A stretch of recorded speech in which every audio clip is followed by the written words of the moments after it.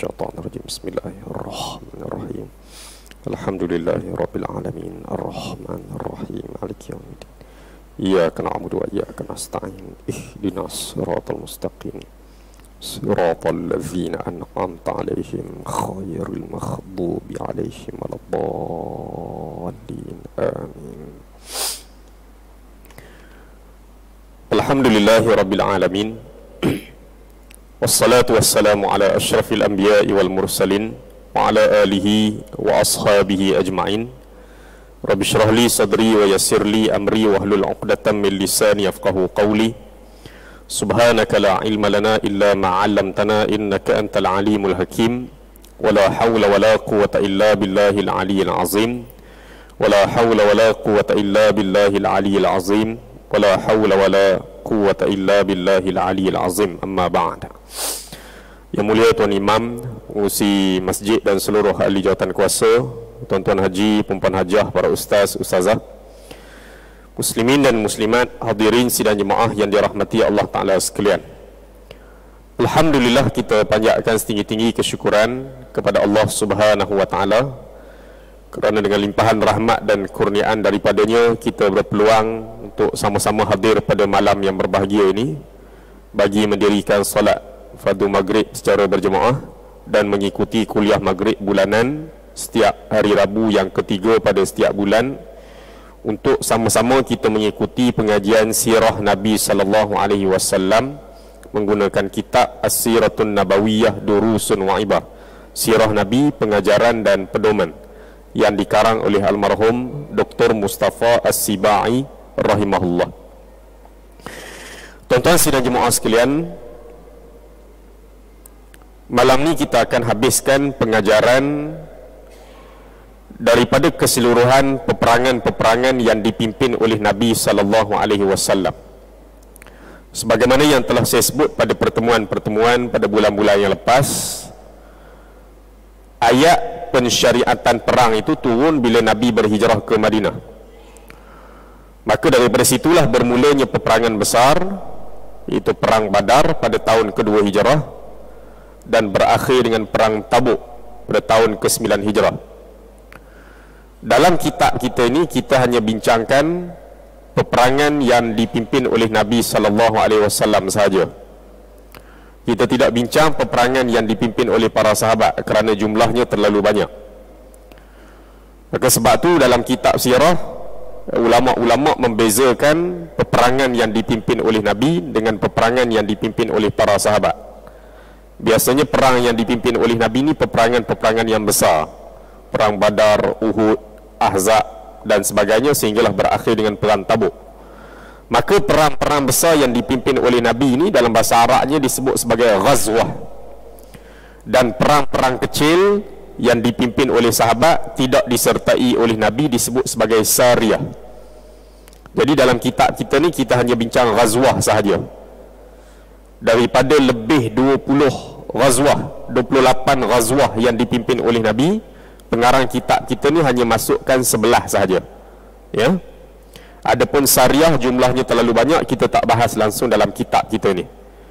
Jadi campur di antara ghazwah dengan sariyah, jumlahnya 84 kali peperangan dalam tempoh 10 tahun Nabi dan para sahabat berada di Madinah. Baik, kita telah selesai ikuti sebanyak 11 peperangan ataupun 11 ghazwah yang dimasukkan dalam kitab kita ini, dan kita telah bincang sebahagian daripada pengajaran daripada kesemua ghazwah tersebut, kesemua peperangan tersebut. Akhir pertemuan kita pada bulan lepas, kita berhenti pada pengajaran yang ke-20. Malam ni kita berbaki lagi 5 pengajaran, iaitu pengajaran yang ke-21 sehingga pengajaran yang ke-25, dan kita usahakan supaya 5 pengajaran ini dapat kita selesaikan pada malam ini, supaya tidak lama sangat kita di sini untuk kita masuk bab yang terakhir sekali, bab yang ke-6, yang saya rasa di situ agak penting untuk kita beri perhatian. Tuan-tuan sidang jemaah sekalian, pengajaran yang ke-21, kata pengarang kitab ini, peperangan Mu'tah merupakan pertembungan kali pertama di antara orang Islam dengan kerajaan Rom. Nabi hijrah ke Madinah, Nabi berhadapan dengan dua ancaman besar. Yang pertama, pihak Quraisy, musyrikin Mekah. Yang kedua, ahli kitab. Dan ahli kitab terbahagi kepada dua. Yang pertama, orang Yahudi, khasnya Yahudi beberapa kabilah yang duduk dalam Madinah sejak sekian lama. Yang kedua, ahli kitab yang terpaksa Nabi hadapi adalah Nasrani, Kristian, iaitu kerajaan Rom pada waktu itu. Ya. Baik. Jadi perang Mu'tah adalah perang besar kali pertama di antara orang Islam dengan kerajaan Rom. Ya, kerajaan Rom. Dan kerajaan Rom ni empayar yang besar pada waktu itu. Tapi lebih awal daripada empayar Rom adanya empayar Parsi. Parsi lebih awal daripada Rom. Ya. Kemudian adanya kerajaan Rom. Selepas daripada Parsi adanya kerajaan Rom. Jadi kata pengarang kitab ni, peperangan Mu'tah merupakan peperangan kali pertama antara orang Islam dengan kerajaan Rom. Jika bukan kerana Raja Arab Ghassan telah membunuh utusan Rasulullah yang diutus kepada Raja Basrah, ada kemungkinan pertemuan di antara orang Islam dengan Rom ni tidak berlaku. Ulang kaji sikit tuan-tuan sekalian. Tahun ke-6 Hijrah, Nabi mimpi masuk ke Mekah buat ibadat umrah. Tiba-tiba dihalang. Ya. Bila dihalang, akhirnya berlakulah satu perjanjian damai dikenali sebagai perjanjian Hudaibiyah. Antara isi kandungan perjanjian Hudaibiyah, tahun tersebut Nabi tak boleh buat umrah, kena datang tahun ke-7 Hijrah. Tahun tersebut kena balik. Ya. Kemudian apa dia lagi isi kandungan perjanjian Hudaibiyah? Mana-mana kabilah Arab yang nak bersekutu dengan kerajaan Mekah boleh, mana-mana kabilah Arab yang nak bersekutu dengan kerajaan Madinah boleh, silakan. Masing-masing jaga sekutu masing-masing. Kemudian apa lagi isi kandungan perjanjian Hudaibiyah? Genjatan senjata di antara kerajaan Mekah dan Madinah selama 10 tahun. Dan yang keempat, kalau ada orang Mekah melarikan diri pergi ke Madinah, tak minta izin penjaga ataupun wali mereka, kerajaan Madinah kena pulangkan balik ke Mekah. Tapi kalau ada orang Madinah melarikan diri pergi ke Mekah, tak minta izin penjaga ataupun wali mereka, kerajaan Mekah tak perlu pulangkan. Maka sebab tu sebahagian sahabat tak setuju dengan isi kandungan perjanjian Hudaibiyah ni, antaranya Saidina Umar. Tapi Nabi memberi penjelasan, ya, ni bukan tindakan Nabi, dia wahyu daripada Allah. Akhirnya dengan sikap mereka akur dengan keputusan Nabi itu, manfaatnya beberapa tahun kemudian cukup besar. Bila berlaku perjanjian Hudaibiyah tahun ke-6, akhirnya Nabi dan para sahabat balik ke Madinah. Nak tunggu tahun ke-7 Hijrah baru boleh buat umrah, iaitu umrah ganti, umrah al-qadha, umrah ganti. Maka setahun nak tunggu boleh buat umrah itu, Nabi tak sia-siakan waktu yang ada itu. Buat dulu apa benda yang boleh dibuat. Antaranya apa dia? Nabi hantar beberapa orang sahabat membawa surat Nabi kepada raja di beberapa buah tempat, ajak mereka memeluk Islam. Raja di Afrika, di Habsyah, raja di Oman, di Bahrain, di Mesir, Iskandariah Mesir, di Parsi, Rom, ya. Berapa tempat raja-raja ni menerima surat daripada Nabi. Ada raja-raja yang memeluk Islam, ada raja-raja yang tak nak peluk Islam dan balas surat Nabi dengan baik, dan ada raja yang koyak surat Nabi. Ya, Raja Parsi, Kisra, Raja Parsi koyak surat Nabi. Ya, sampai Nabi angkat tangan berdoa pada Allah supaya Allah Ta'ala koyakkan kerajaan Parsi ni. Ya, akhirnya kerajaan Parsi pun tumbang, ya, di zaman para sahabat menjadi khalifah. Baik, semua utusan-utusan Nabi hantar surat, semua balik dalam keadaan selamat, kecuali seorang sahabat Nabi yang dihantar pergi ke satu daerah di Basrah, ya, belah-belah Syria, supaya hantar surat kepada raja di situ. Hantar surat kepada raja di situ, ajak dia memeluk Islam. Raja ni bernaung di bawah empayar Rom. Bermakna raja ni raja kecil je lah, raja di daerah. Dia ni jaga satu daerah. Jadi sahabat Nabi diutus oleh Nabi supaya hantar surat kepada satu raja di daerah Basrah yang bernaung di bawah kerajaan Rom. Tak sampai lagi ke tempat raja tersebut, tiba-tiba ditahan oleh raja di satu daerah lain, ditangkap dan disembelih oleh raja tersebut. Kebetulan raja tersebut juga bernaung di bawah kerajaan Rom. Maka akhirnya berlakulah perang Mu'tah, iaitu Nabi kerahkan para sahabat 3,000 orang berhadapan dengan kerajaan Rom. Ya, kerana dia raja yang bunuh sahabat Nabi ini bernaung di bawah kerajaan Rom. Kalau perang dengan raja ni, mesti kerajaan Rom pun terlibat, dan ternyata kerajaan Rom pun terlibat. Maka sebab tu perang Mu'tah ni perang yang paling besar dihadapi oleh para sahabat. Jumlah sahabat hanya 3,000 dan bala tentera Rom 200,000. Dan akhirnya tentera Rom bunuh 100,000 tentera Rom, dan 100,000 lagi adalah kabilah-kabilah Arab yang beragama Kristian yang bersekutu dengan kerajaan Rom, campur jadi 200,000. Jadi kata pengarang kitab ni, kalaulah tak kerana raja di daerah Ghassan yang bernaung di bawah kerajaan Rom ini bunuh sahabat Nabi itu, mungkin tak berlaku pertemuan di antara orang Islam dengan Rom. Tapi Allah Ta'ala takdirkan sedemikian, ya.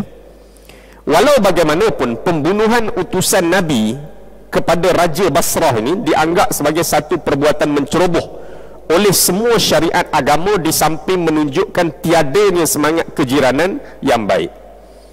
Bunuh utusan, bunuh duta-duta ni benda yang aib, bukan hanya dalam ajaran Islam, tapi budaya masyarakat pada waktu itu buat jahat pada duta-duta wakil ni buruk, tindakan yang sangat aib. Ia juga menunjukkan kecenderungan untuk mengekalkan kejahatan di kalangan ejen-ejen Rom dan wakil-wakil boneka ciptaan mereka. Artinya apa dia? Raja-raja ni tunjuk hebat sampai sembelih sahabat Nabi ni bukan apa pun, nak ambil hati kerajaan Rom, nak tunjuk mereka tu betul-betul sekutu Rom yang bagus lah, yang komit kepada kerajaan Rom. Jadi pakat-pakat nak jaga nama lah, ya, terhadap kerajaan Rom tu. Oleh kerana itu Rasulullah sallallahu alaihi wasallam memutuskan untuk menghantar angkatan tentera ke Mu'tah di Jordan sebagai amaran kepada penduduk Mu'tah dan ketua-ketua mereka di kalangan bangsa Rom tentang kekuatan negara baru Islam, iaitu negara Madinah. Kita kena tunjuk kita juga ada maruah, ada kekuatan kita. Juga kesediaan negara itu, iaitu negara Madinah, untuk mempertahankan dirinya. Maknanya kamu tak boleh buat lekeh. Madinah ni negara baru yang ada kekuatan. Baik. Amaran tersebut supaya mereka tidak terfikir untuk mencerobohi negara Islam tersebut. Maknanya lepas ni jangan buat lebih kurang. Kami mampu lawan, kami ada kekuatan. Apabila orang Islam sampai ke Mu'tah, mereka mendapati bala tentera yang terdiri di kalangan bangsa Rom dan Arab yang beragama Kristian tunduk di bawah pemerintahan Rom.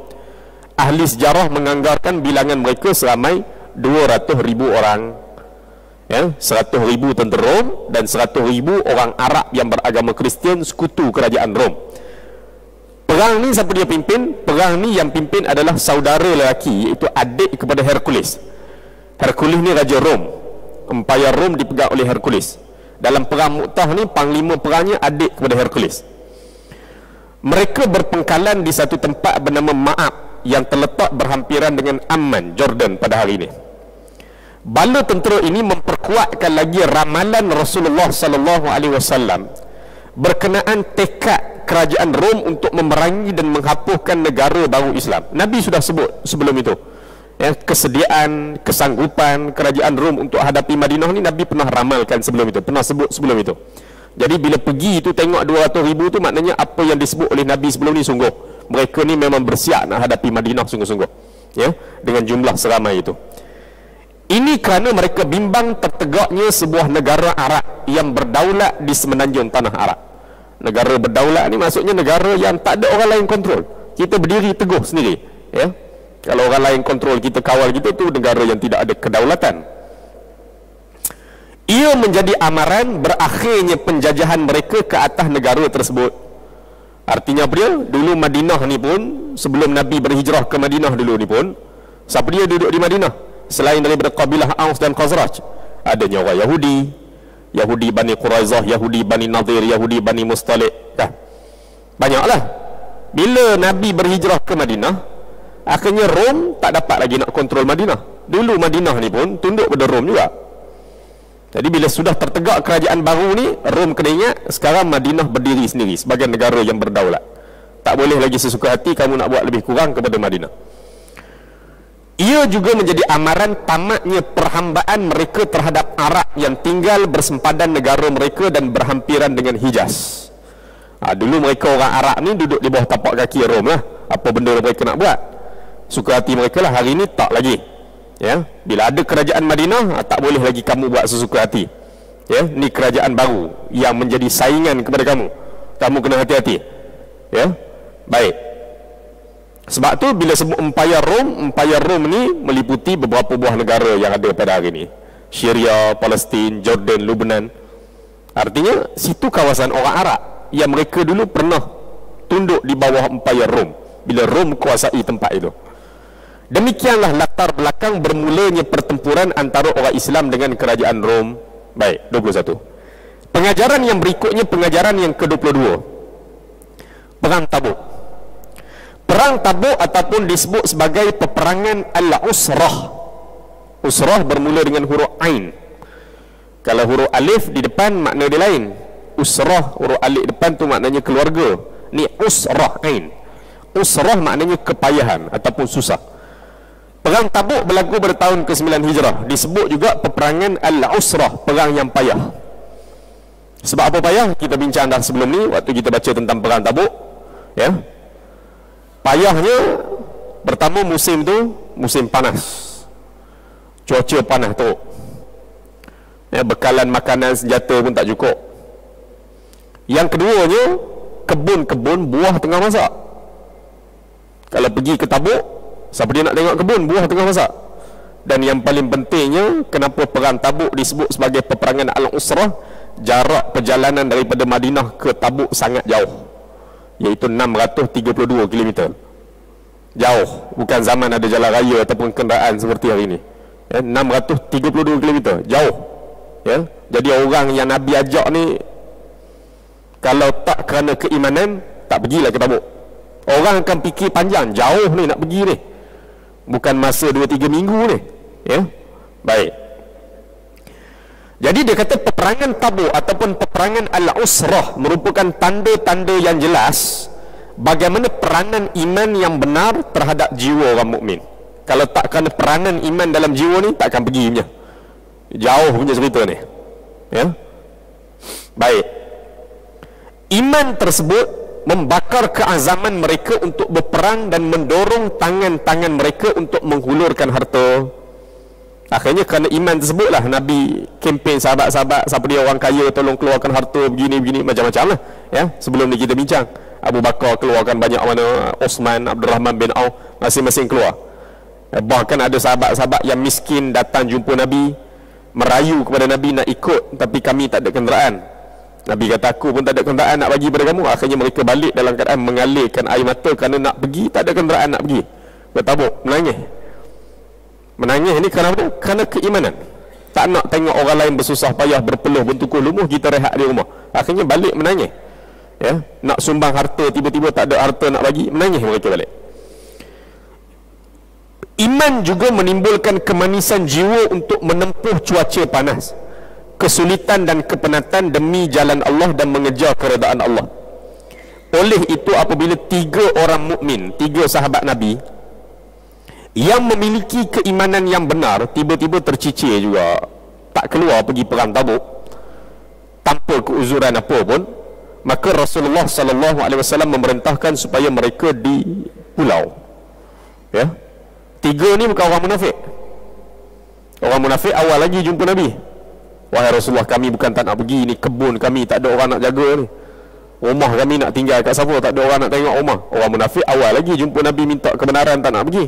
Nabi nak kata apa? Nak selidik seseorang, betul ke tak betul pengakuan tu, tak ada masalah. Akhirnya Nabi lepaskanlah mereka. Walaupun selepas tu Allah Ta'ala tegur Nabi, tindakan tu tak tepat, tak boleh mudah-mudah macam tu lepas, kan? Tak boleh mudah-mudah macam tu, beri keizinan untuk mereka tidak pergi berperang sebelum nyata di kalangan mereka tu siapa yang benar, siapa yang dusta. Nabi mudah itu, lepas itu, kan? Tapi ada 3 sahabat Nabi ni Allah Ta'ala uji. Ni bukan orang munafik, memang sahabat Nabi dah lama beriman. Ya, 3 sahabat Nabi. Bila orang bersiap, mereka berlengah, buat lambat. Elok orang dah bergerak, tinggal. Dekat-dekat dengar kata rombongan tentera Islam nak balik, mula gelisah, serba salah, takut apa benda nak jawab. Orang munafik standby dah jawapan karang siap dah. 3 sahabat Nabi ni akhirnya ambil keputusan, kita mengaku kita cuai. Orang beriman jangan banyak alasan macam-macam. Kalau cuai, kata cuai. Silap, kata silap. Jangan banyak sangat ke sana ke sini, kono sana sini, cuai. Akhirnya bila Nabi balik mereka mengaku cuai, Nabi diam nak kata boleh. Sehinggalah akhirnya Allah Ta'ala turunkan ayat Quran, perintahkan supaya jangan ada siapa-siapa di kalangan orang Islam bercakap dengan mereka. Jual beli, berurusan, jangan peduli mereka, pulang mereka. Ya, baik. Berapa hari? 40 hari. Pergi ke mana-mana orang tak cakap, pergi masjid orang tak peduli, pergi ke mana orang tak nak tengok, tak nak senyum, buat tak peduli. Kita 3 hari kawan rapat tak cakap pun pening kepala. 40 hari pergi ke mana-mana orang tak peduli, kita bertiga. Masuk hari ke-40 Allah Ta'ala turunkan pula ayat Quran, 3 orang ni masing-masing kena hantar isteri balik ke rumah pak mentua. Berapa hari pula? 10. Genap 50 hari mereka dihukum oleh Allah dengan ujian yang cukup berat. Baik, dengan itu isteri-isteri dan bapa-bapa mereka tidak lagi berbual dengan mereka, apatah lagi kebanyakan orang Islam. 50 hari. Artinya apa dia? 50 hari ni padan lah. Sebab apa padan? Itulah tempoh sahabat pergi ke Tabuk.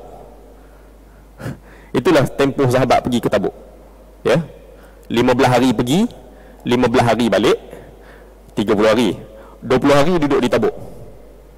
15 hari perjalanan pergi, 15 balik, 20 hari duduk di Tabuk. Lawan siapa dia? Lawan Rom juga kali kedua selepas daripada perang Mu'tah. Cuma takdir Allah, perang Tabuk ni tak berlaku pertempuran. Ya, pihak musuh awal lagi dah berundur dah. Baik. Jadi mereka pun dihukum oleh Allah 50 hari juga. Sehinggalah hari yang ke-50 Allah Ta'ala turunkan ayat Quran, mereka ni dibersihkan daripada dosa mereka. Ya, baik. Boleh baca dalam surah At-Taubah. Ya, dalam surah At-Taubah tu banyak ayat cerita tentang 3 orang ni. Pemboikotan ini mendesak sebahagian mereka mengikat diri mereka di tiang masjid kerana tertekan pada waktu tu, dan mereka betul-betul rasa tersilap. Akhirnya ada di kalangan 3 orang ni yang masuk ke dalam masjid, ikat badan di tiang masjid, tak nak buka ikatan tu, sehingga Nabi sendiri buka. Rasa tersilap sungguh-sungguh waktu tu.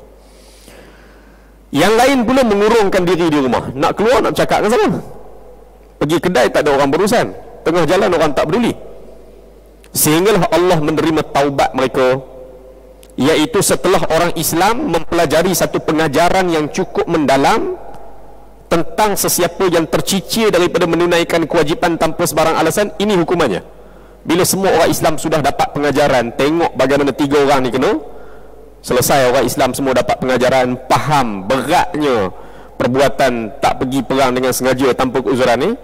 Artinya pengajaran ni bukan hanya untuk 3 orang, juga kepada orang Islam yang lain.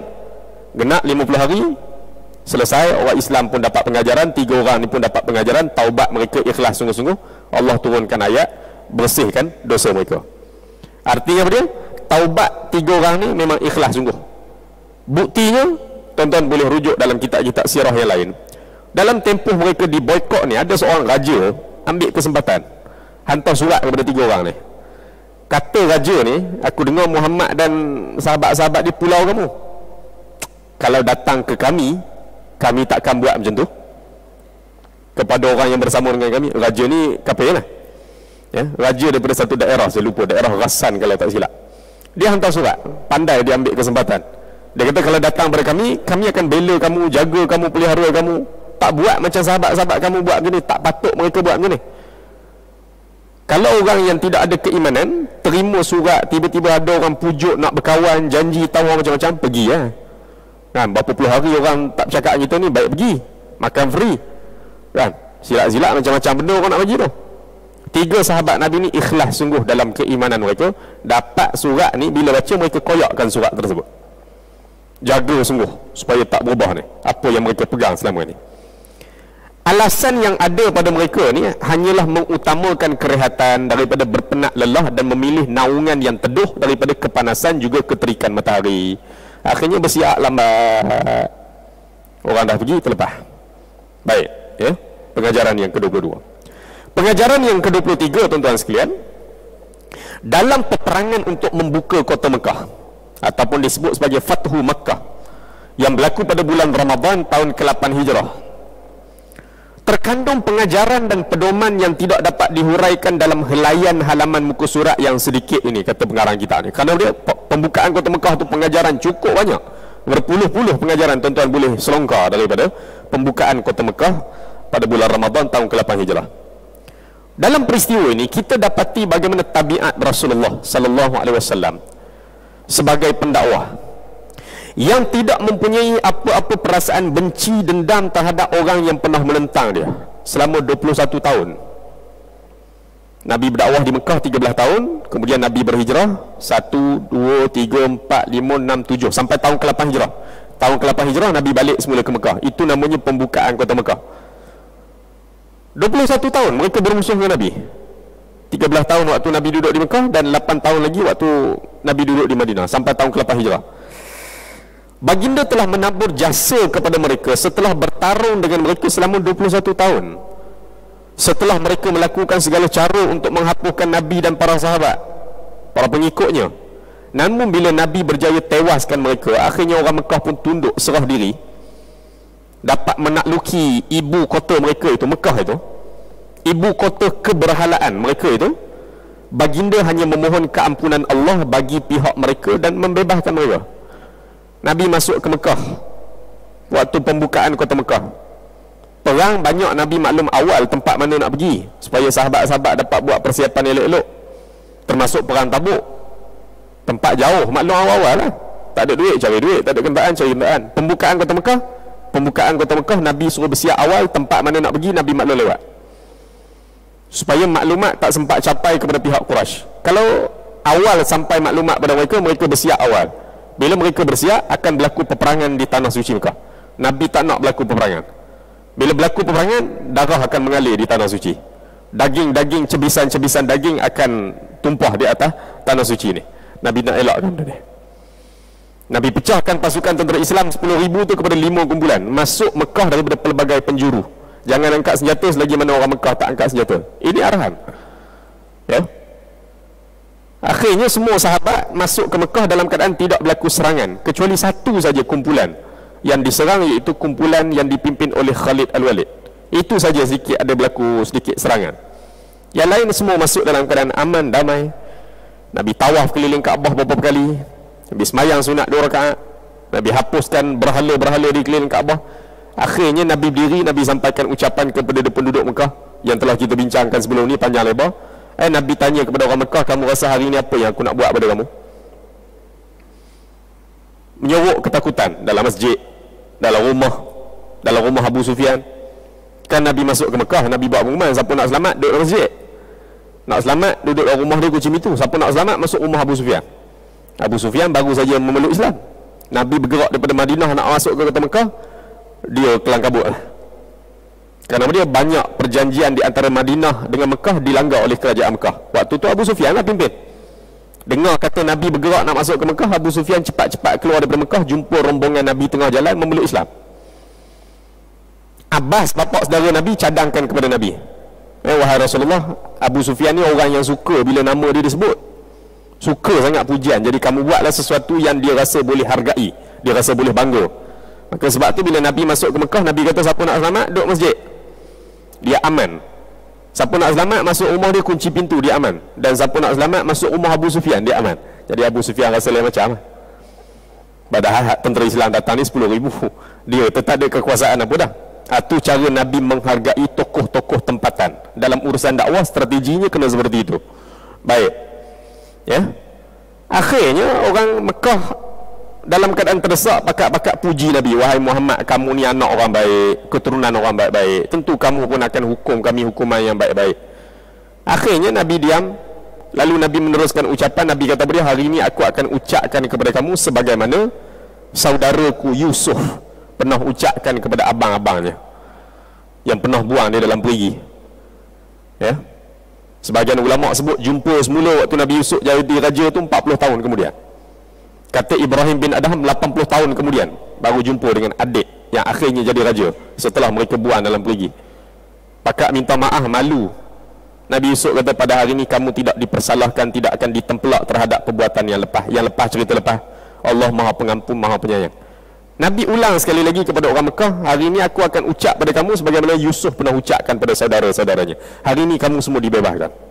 Setelah 21 tahun bermusuh dengan Nabi, dan Nabi ada peluang untuk balas pada hari itu. Tiba-tiba Nabi bebaskan mereka. Ini tabiat yang Allah Ta'ala anugerahkan kepada Nabi SAW. Dalam sejarah tidak ada manusia yang melakukan tindakan ataupun perbuatan seperti ini. Bukan orang pulau kita buat jahat kepada kita sebulan dua, setahun dua, 21 tahun punya cerita. Ya, aib, malu, maruah rosak sebagainya.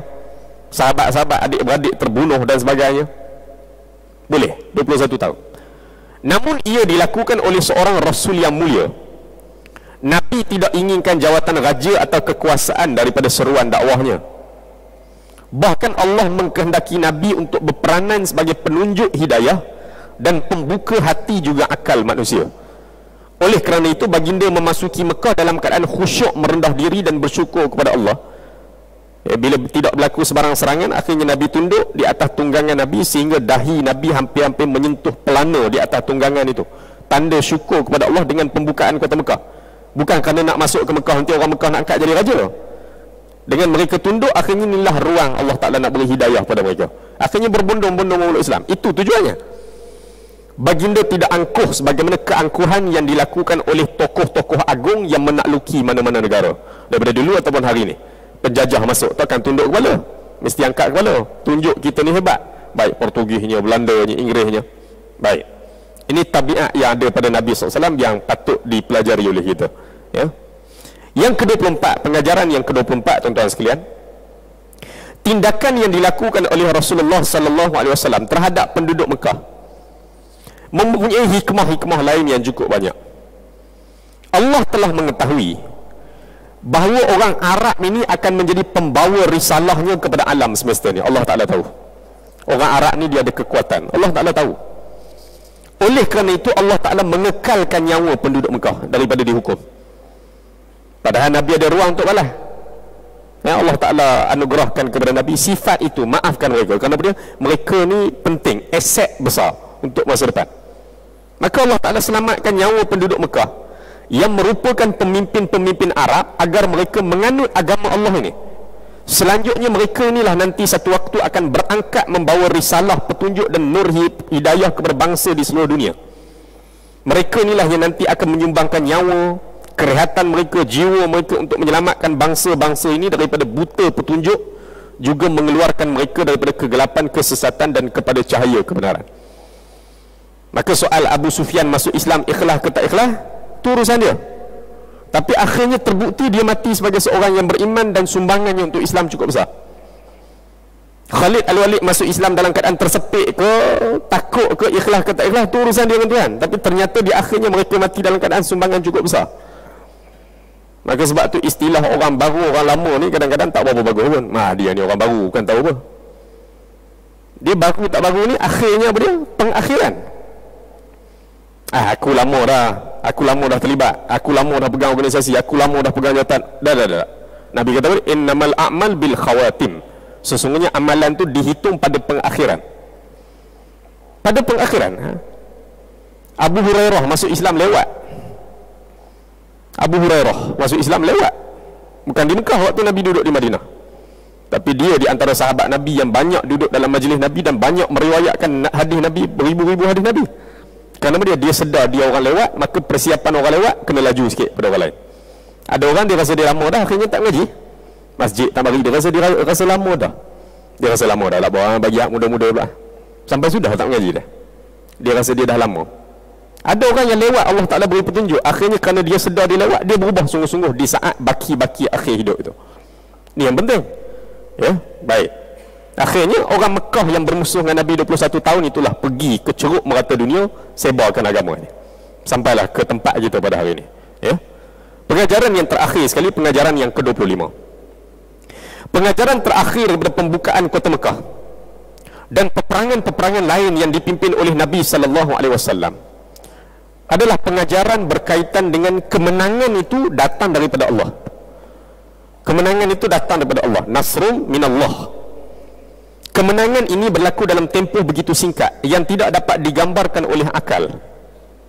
Ya, 21 tahun mereka bermusuh dengan Nabi, akhirnya berbondong-bondong memeluk Islam waktu pembukaan kota Mekah, sampai surah khas Allah Ta'ala turunkan, idza jaa nasrullahi wal fath, ya, wa ra'aitan nasa yadkhuluna fi dinillahi afwaja. Afwaja ni maknanya berbondong-bondong memeluk Islam itu.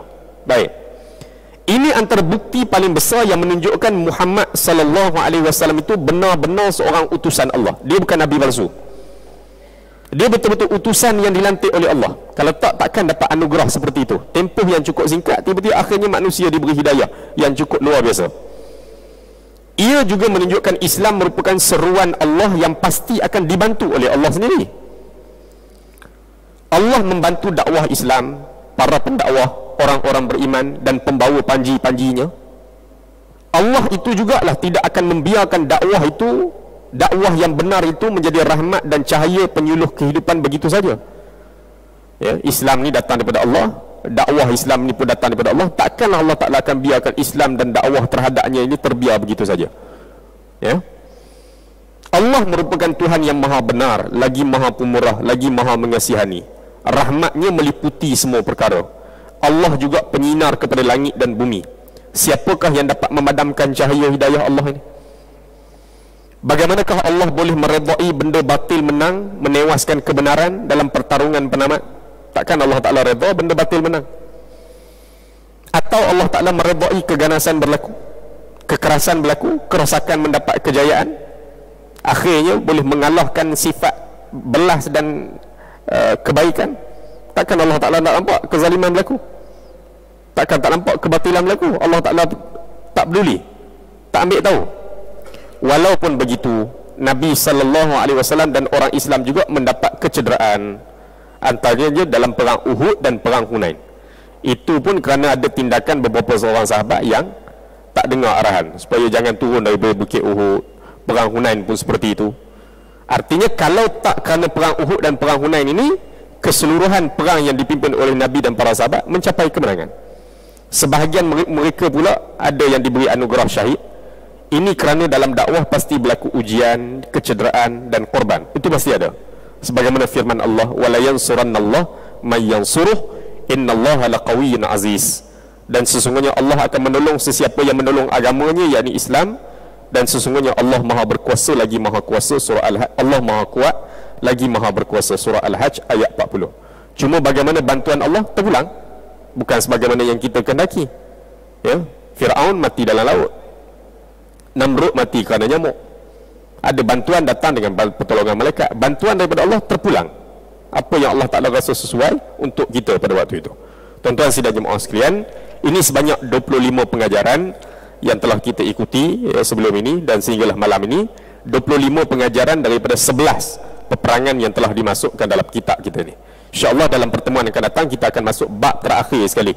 Walaupun namanya bab terakhir, tapi ada beberapa tajuk kecil. Bab terakhir ni itu bab yang ke-6, bab yang membincangkan peristiwa-peristiwa penting yang berlaku selepas daripada pembukaan kota Mekah pada bulan Ramadan tahun ke-8 Hijrah itu, sehinggalah kewafatan Nabi SAW. Di tengah-tengah tu ada beberapa peristiwa penting yang insya-Allah kita akan ikuti bermula pada pertemuan bulan yang akan datang. Wallahu taala alam. Cukup sekadar itu dulu untuk pertemuan pada malam ini.